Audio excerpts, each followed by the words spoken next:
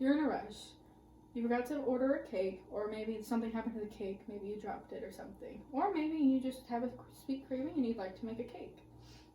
Now there are all sorts of kinds of cake you can make. You got chocolate, strawberry, plain vanilla, or you can just add things into it.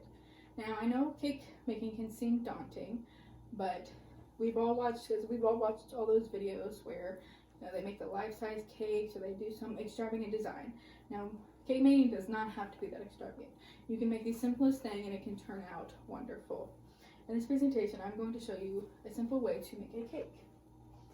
The first thing you're going to need to do is get your ingredients. Now, for the cake, you'll need any type of cake mix you want, as long as any type of icing. Now, personally for me, the code is you only need 1 container of icing per cake box.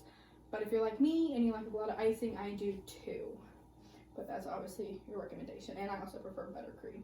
Now, you also need a 1/2 cup of oil and 3 eggs, and then you also need a cup of water.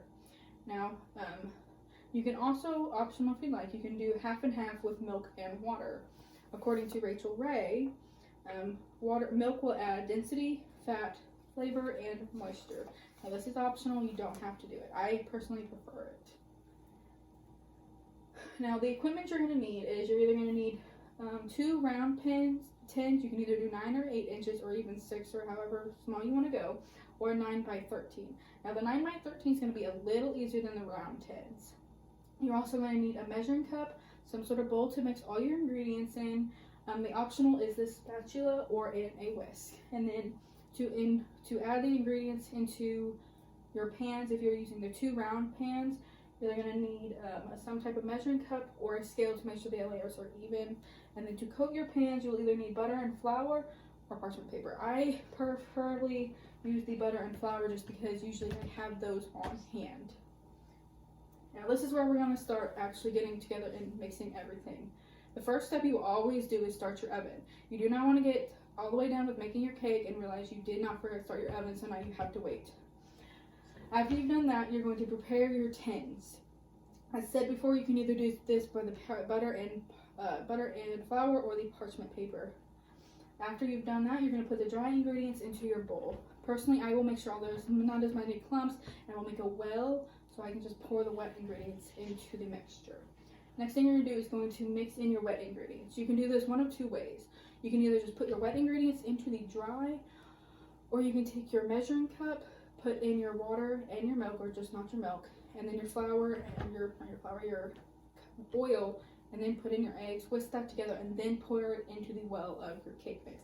I prefer this method just because I like to make sure everything's incorporated and I don't miss like maybe an eggshell or something. After you've done that, you're going to stir it together. Now there is such thing as over stirring cake batter. You only want to stir it enough to get the ingredients incorporated together, so you don't want to see any like clumps.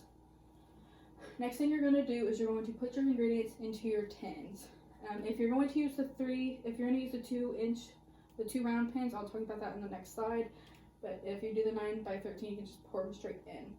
Then you're going to bake as directed on the box. So you're always going to start with your lowest time. So for example, if it says 20 to 24 minutes, you'll always do 20 first.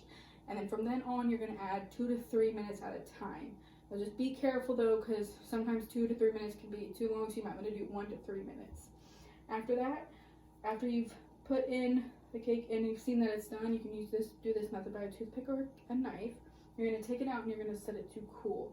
You can do this one of 2 ways. You can either do it as putting it in the fridge or the freezer, and you're going to wrap it in saran wrap to make sure that it doesn't stick to anything, or you can just leave it on the counter. If you're in a rush, recommend the freezer because it will be easier and quicker. Now for the circle cake, there are a few things you're going to want to remember. You're going to want to make sure your batter is even. This will make sure that your cake layers are even and they can support each other.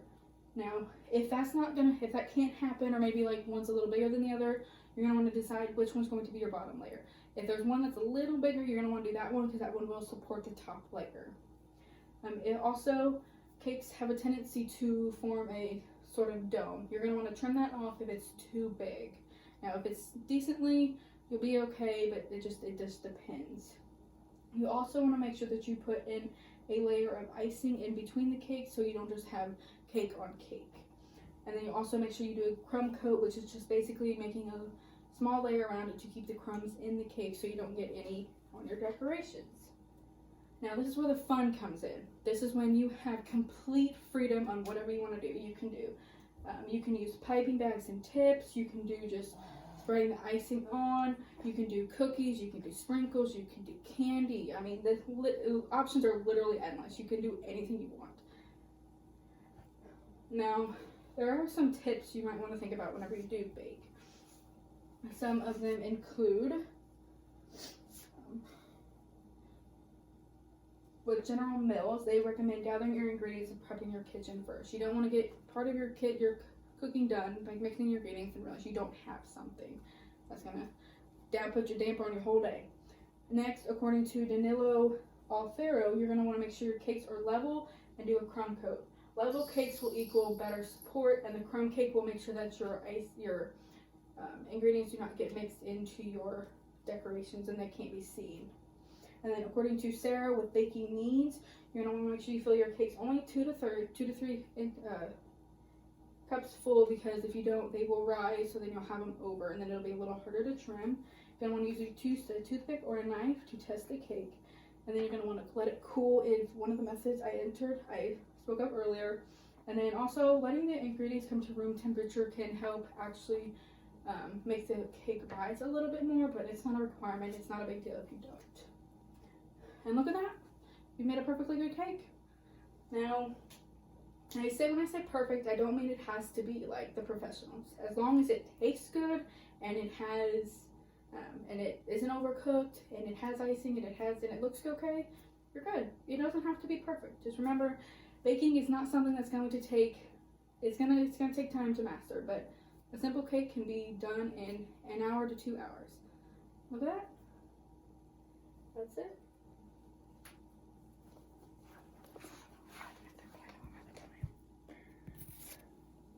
Can you see this? Like